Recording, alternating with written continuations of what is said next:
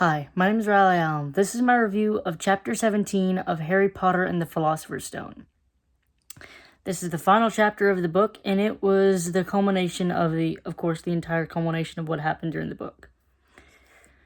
We started off with Harry finding out that, nope, it is not Snape that was trying to steal the stone. It was Quirrell, poor stuttering Quirrell. I'm just confused. And so he kind of goes on this big, monologue spiel of why would they think poor stuttering Quirrell was the dude who did it. And I'm just sitting here thinking, dude, nobody would have thought you'd have done it if you weren't stuttering. They'd have still probably clocked Snape as the bad guy. I just want to know why he decided to do the stutter. So he could have the dramatic reveal at the end. No, I never stuttered. It was all an act. Well, we find out, of course, he was working for Snape. No, he wasn't working for Snape. He was working for Voldemort. In fact, he's got Voldemort attached to the back of his head.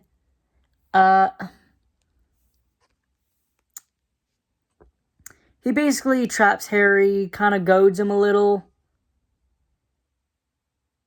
into a confrontation. And then Harry managed to get the stone in his pocket and somehow basically kill Quirrell. Like, I know it's implied later that it was Voldemort leaving Quirrell that killed him. But Harry had his part in that death, and I feel like it was too overlooked. Especially since the trauma this man experienced later in the series, I feel like this is just a bit overlooked. Well, he wakes up in the hospital wing to old Dumbledore looking down at him. And Dumbledore basically gives him the rundown. That, the stone has been destroyed. And Dumbledore seemed to Harry proud that Harry at least did it right. Now, people have taken this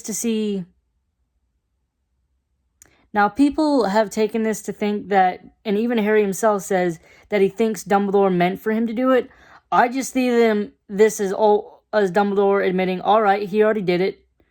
He nearly died. No use getting mad about it. And he's just happy that he at least did it right. Like as a teacher, teacher part of him, he's just glad that Harry, if it was going to be an idiot, at least he did his homework. So he knows about Nicholas Flamel. Look, I like Dumbledore. He's one of my favorite characters. Some of the things he does do is questionable, but people are reaching for some of these things. It is questionable to leave a baby on a doorstep in the middle of the night in November, late October, early November. That's questionable. That's downright despicable, but honestly, some of the things that happen in this book that people try to blame on Dumbledore is just it's kind of a reach. Anyway, Harry asked the question of why Voldemort attacked him. Dumbledore evades, which is fair enough. Harry is only 11. He asks how he managed to defeat Quirrell this time, and Dumbledore goes on a spiel about mother's love, and stuff like that. Honestly, I don't think Dumbledore even knew either. I'm pretty sure he just pulled this straight out of thin air.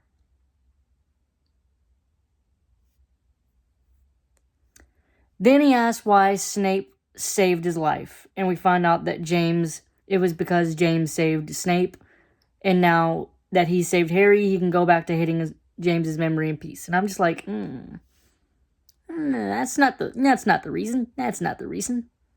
I don't think that's the reason, but Dumbledore wasn't gonna come out and say, yeah, Snape's in love with your mother, who's been dead for a decade, and they haven't really talked since they were 15, but he wasn't gonna go out and say this. Then he gives the rundown to Ron and Hermione, And I just love that a good few pages of the book is just Harry giving the rundown to Ron and Hermione.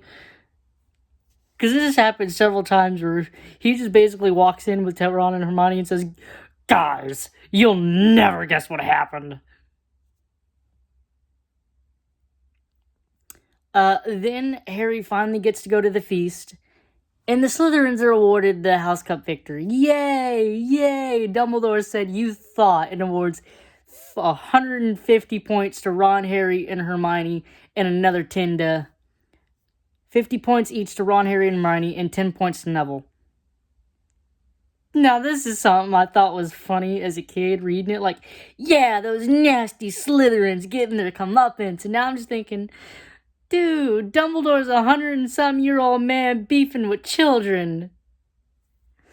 He gave the ultimate rug pull to these poor kids. They were probably happy. Some of these,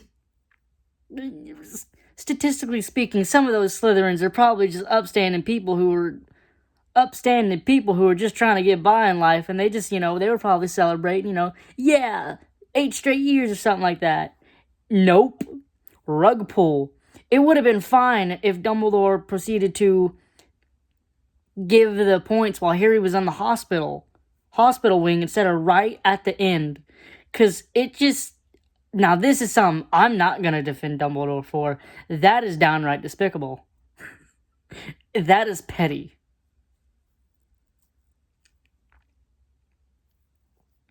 And then Harry gets to the train station.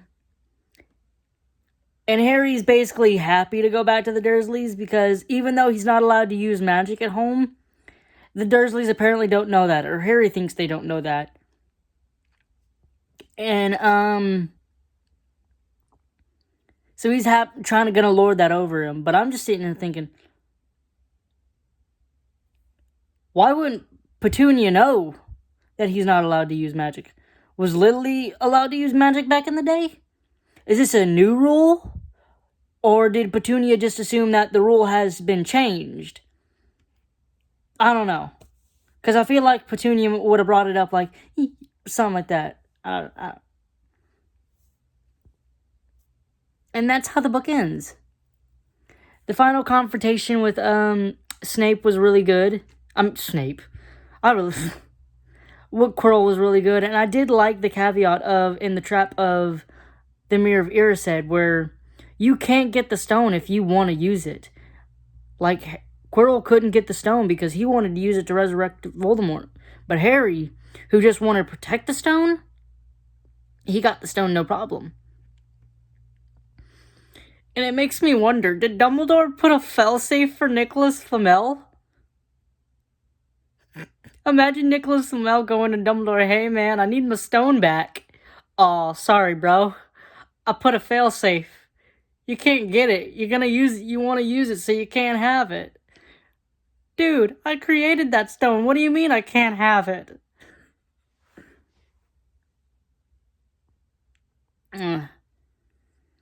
Overall, I enjoyed this chapter.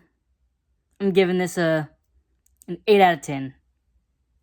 Thanks for watching the video. Don't forget to like, comment, and subscribe, and I'll see you in the next video.